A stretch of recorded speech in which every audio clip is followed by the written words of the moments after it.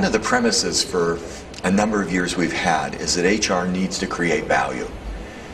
I should start by saying I am delighted to be here. Thank you for the privilege of letting me join you. It's an honor to be part of this great conference. If HR creates value, it's not what we do that creates value, it's what other people get. And for years, HR's value creation has been around the employees. If we do good HR work, our employees will be more productive. Our organization will implement our strategy. What we're now discovering is that organizations don't succeed just by having productive employees and a good strategy. They succeed by serving customers, investors, and communities outside the company. And so our view is that HR should now begin to connect and align their work to the customer, to the investor, and to the community outside the company.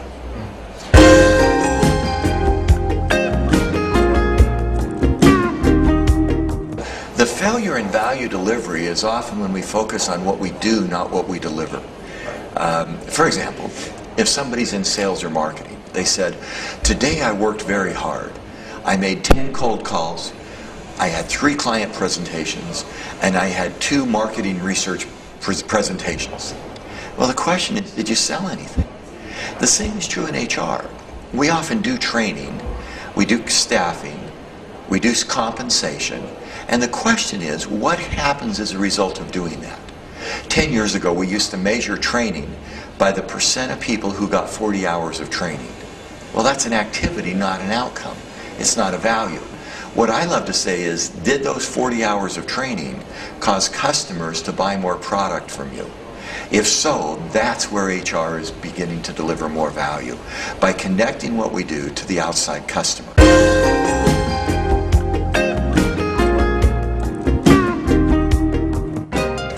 What I see is HR people today getting very, very passionate about talent. We want to manage talent. We want committed employees. We want engaged employees. What I hope we can get them to do is to connect that employee to the customer and to the investor. For example, most publicly traded companies have a stock price.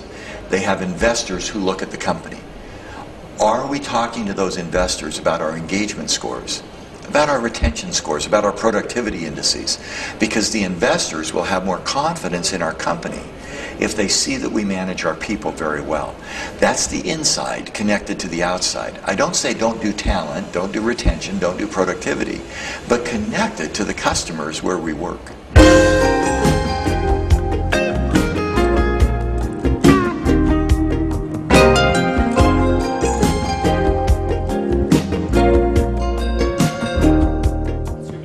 Well, it's a great comment, and the test I love to give for those who love football.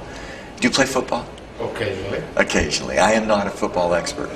But 20% of the time, the leading scorer is on the team that wins the game. And it's true in basketball. 20% of the time, the leading scorer in the National Basketball Association is on the team that wins the National Basketball Championship.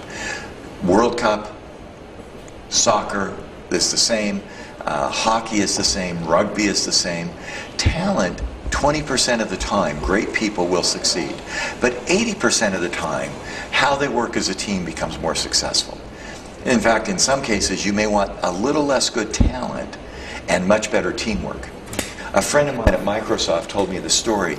When they were hiring, one option they had was to go to 20 universities and get the #1 student. Great intellectual capital. Or to go to one university and get 20 students. In the first choice, you get higher IQ and very talented people, but they don't form a team. In the second case, the 20 people from one school work well as a team. They found the second option is generally better, because our people work well together and they connect with each other. And that talent with teamwork is where we want to be successful.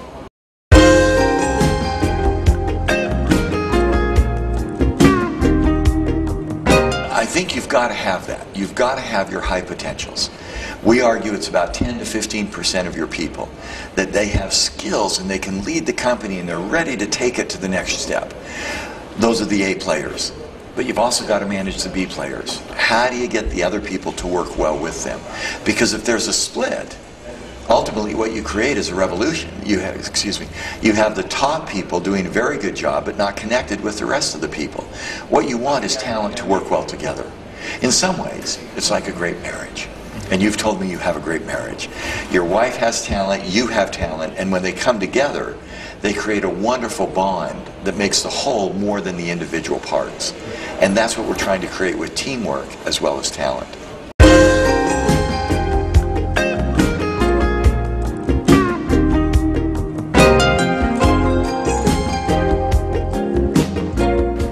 Great question. Because what we should do in HR is be aware of how the team works. We should come in and say, we've identified 4 characteristics of a high-performing team. Does this team have a clear purpose? Do we know what we're trying to do? Does this team govern itself well? Do we make decisions? Do we work well? Do we govern well?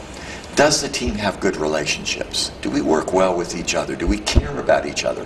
One of the keys to a relationship is, do we manage conflict well? And how well does the team learn? Is it constantly improving? And a good HR person can do a team audit around purpose, governance, relationship, and learning. And every 2 to 3 months, make sure that the team is progressing and doing their job well.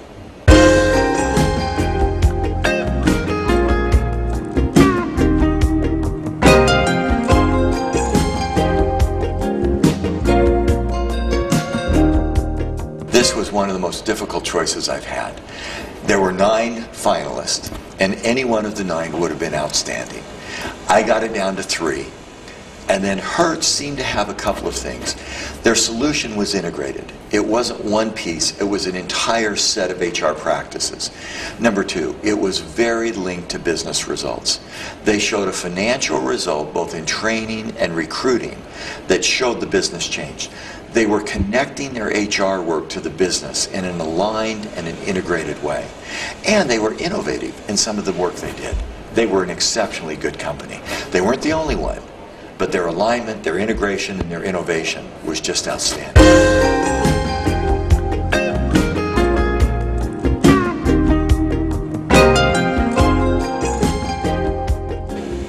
I think it's actually easy. Deliver value. That's it. Now, you get underneath that. One is, you have to know what value is. So who are we serving? It's not what I do, it's what somebody else gets. And it's not just thinking about value, it's delivering value. It's adding value. It's doing something that helps somebody else succeed. And so the comment I'd have with HR people is, don't start with what I know. Start with what somebody else needs to know to be successful. And if I can help them in that success, then I've delivered value or added value to what they're doing. Professor Ulrich, thank you very much. Thank you, Mihai. Wonderful interview. Thank you so much.